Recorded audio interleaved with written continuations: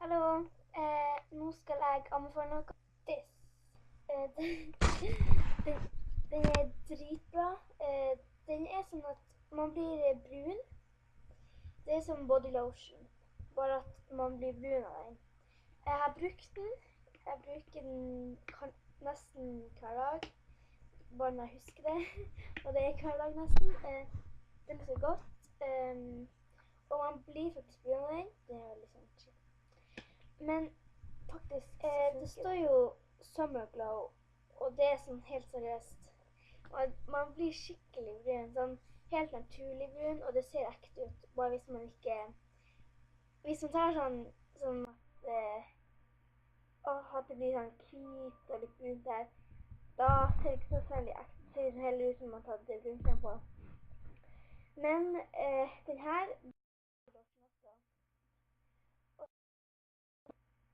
ja, og den funker fett, skal jeg si dere. Den her kan man også ta om natta. Det gjør jeg jo, men ikke alltid, så jeg bruker å ta om morgenen og ikke ta det om natta. Jeg blir veldig fort brun av den her, fordi jeg vet ikke hvorfor. Men ja, den her funker som bare det. Men altså, nå er det en annen form for flasker, men hvis dere bare leser flasken, så finner dere ut. Altså, den selges jo ennå selvfølgelig, det gjør den. Og hvis det står Summer Glow, så funker den. Sånn her ser den ut da.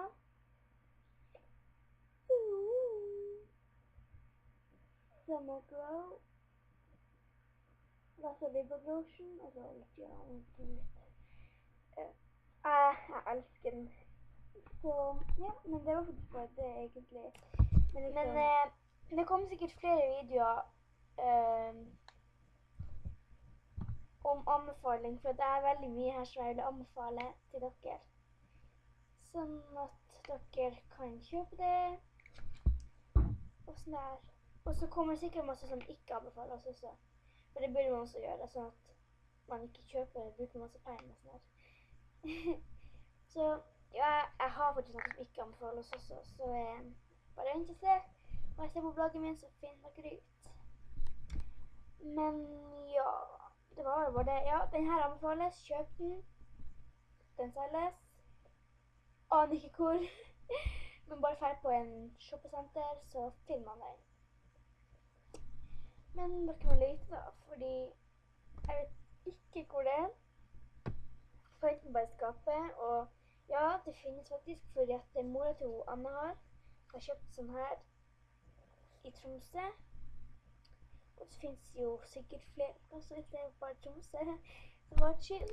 Men ja, det her var faktisk bare en liten anbefaling. Så, I love you. Ja, men da snakkes vi tomorrow. Ja, ok. Ha det bra.